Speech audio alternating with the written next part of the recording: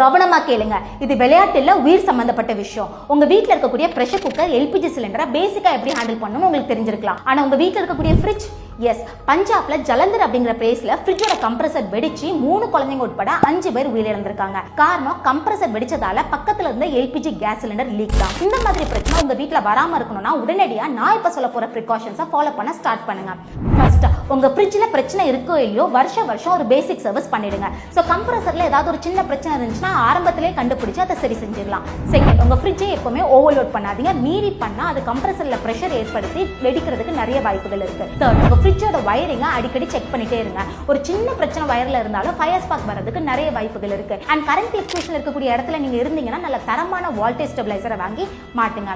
Fourth, உங்க ஃப்ரிட்ஜை கண்டிப்பா எல்பிஜி கேஸ் சிலிண்டர் பக்கத்துல வைக்கவே வைக்காதீங்க. ஏன்னா ஃப்ரிட்ஜ்ல வரக்கூடிய ஃபயர் ஸ்பார்க்கும் கேஸ் சிலிண்டர் லீக்கும் ஒரே டைம்ல நடந்துச்சு அப்படின்னு சொன்னா ஆபத்து ரொம்ப பயங்கரமா இருக்கும். இந்த பஞ்சாப் கேஸ் மாதிரி. உங்களால முடிஞ்ச ஒரு ஃபயர் எக்ஸ்டிங்விஷரை எப்பவுமே வாங்கி உங்க வீட்ல வச்சுக்கோங்க. அண்ட் முடிஞ்சா ஒரு ஸ்மோக் டிடெக்டரை இன்ஸ்டால் பண்றது ரொம்ப நல்லதா இருக்கும். லாஸ்டா எப்பவுமே அலர்ட்டா இருங்க. உங்களோட பாதுகாப்பு உங்க கையில தான்.